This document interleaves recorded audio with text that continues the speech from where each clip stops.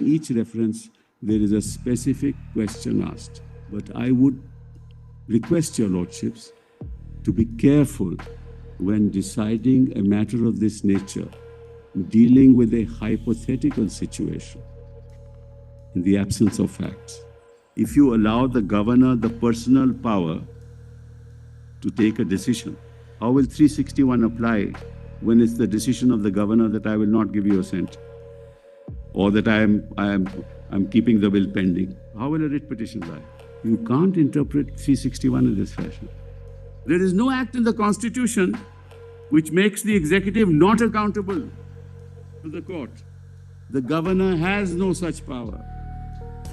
नमस्कार, मैं हूं रंजीत झा और आप देख रहे हैं दी समाचार एक्सप्रेस। प्रेसिडेंशियल रेफरेंस केस में सुप्रीम कोर्ट में 7वें दिन की सुनवाई में सीनियर एडवोकेट कपिल सिब्बल ने जबरदस्त बहस की है और अपनी दमदार दलीलों से सभी को चौंका दिया। पश्चिम बंगाल का पक्ष रखते हुए कपिल सिब्बल ने सीजेआई गवई की अगुवाई वाली 5 जजों की संविधान पीठ के सामने साफ साफ कहा कि राष्ट्रपति द्वारा पूछे गए 14 सवालों में से 3 सवालों को छोड़कर बाकी सवालों के जवाब देने की कोई जरूरत नहीं है।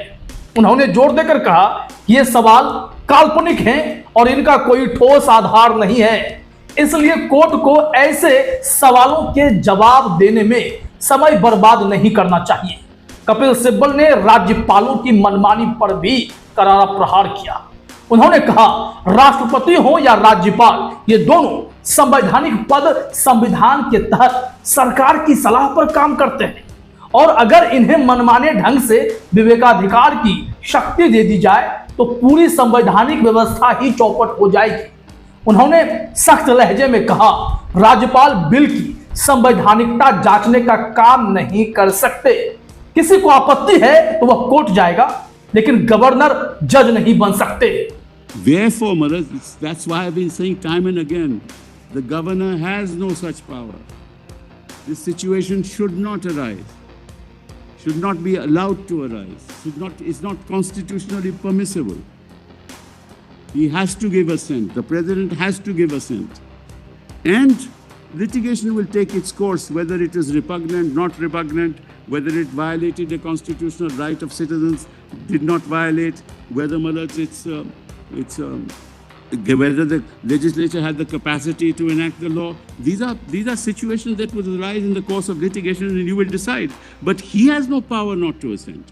यह सुनते ही सीजेआई गवई भी चौंक गए। कपिल सिब्बल यहीं नहीं रुके। उन्होंने कहा कि यहां बैठे जजों को फैसला करने से पहले केयरफुल रहना होगा। Because in each reference there is a specific question asked. In each reference. I'm not on maintainability. But I would request your lordships to be careful when deciding a matter of this nature, dealing with a hypothetical situation in the absence of facts. Sibal के साथ कर्नाटक की ओर से गोपाल सुब्रमण्यम और हिमाचल प्रदेश की ओर से आनंद शर्मा ने भी अपनी दमदार दलीलें रखी, जिनमें विधायिका की संप्रभुता और राज्यपालों की जवाबदेही पर जोर दिया गया।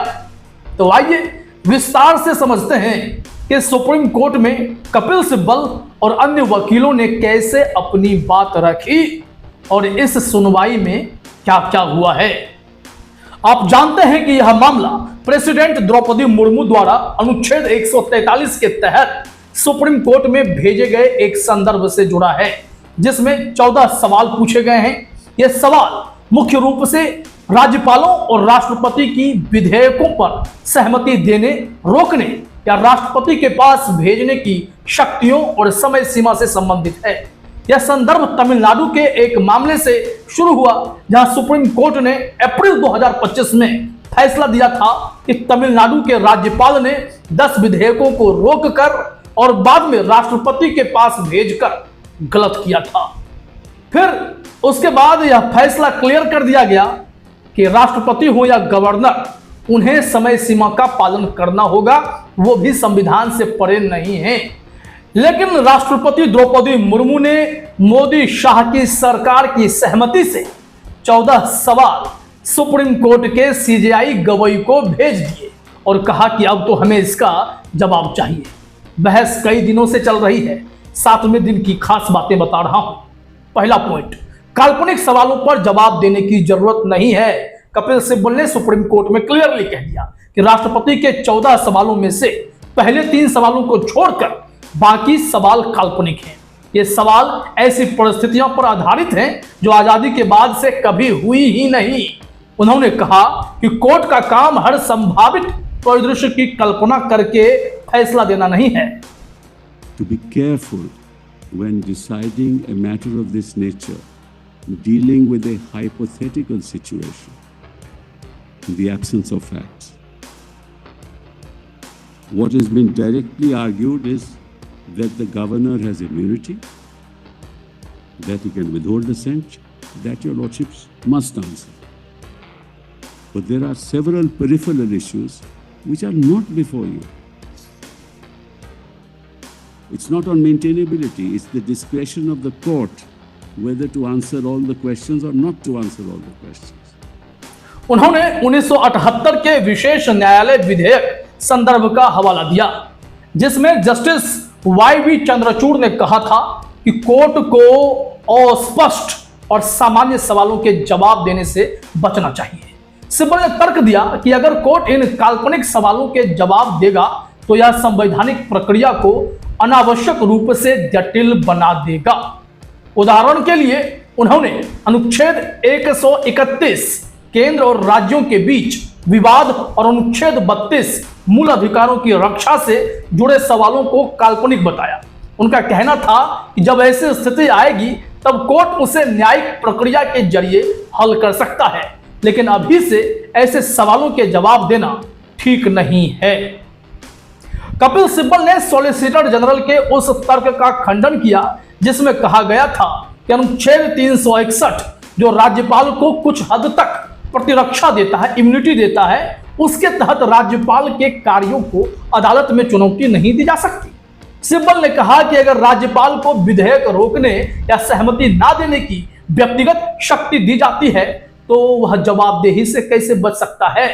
उन्होंने कहा अगर राज्यपाल कहता है मैं विधेयक को रोक रहा हूं या सहमति नहीं दूंगा तो ना तो केंद्र सरकार और ना ही राज्य सरकार उसका बचाव कर सकती। ऐसे स्थिति में रिट याचिका कैसे लागू होगी? If you allow the governor the personal power to take a decision, neither the government of India nor the government of the state is involved. How will 361 apply when it's the decision of the governor that I will not give you assent, or that I'm keeping the bill pending? Government of India can't defend him. Government of a state is at odds with him. How will a writ petition lie?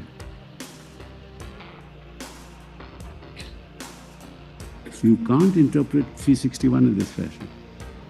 If you give that power to the governor, my argument is that you should not do so.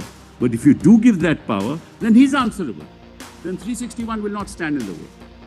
Sibal ने तर्क दिया कि अनुच्छेद 361 को इस तरह नहीं समझा जा सकता कि राज्यपाल को पूरी तरह जवाबदेही से ही मुक्त कर दिया जाए। कपिल सिब्बल ने जोर देकर कहा अगर राज्यपाल को ऐसी शक्ति दी जाती है तो वह जवाबदेह होना चाहिए और अनुच्छेद 200 के तहत उसे मनमाने ढंग से विधेयक रोकने की शक्ति अगर दी जाती है तो यह संविधान को अव्यवहारिक बना देगा। उन्होंने कहा संविधान में कोई भी कार्यपालिका बिना जवाबदेही के काम नहीं कर सकती और उन्होंने राज्यपाल और राष्ट्रपति दोनों को कार्यपालिका का अंग बताया है। Can't have it both ways. You take recourse to 361 saying he's not answerable, and you give him the power under 200, and you say governor will not file an affidavit, and court can't issue a process. Then you're making the Constitution unworkable. Because that's the only act in which he is not accountable. There is no act in the Constitution which makes the executive not accountable to the court.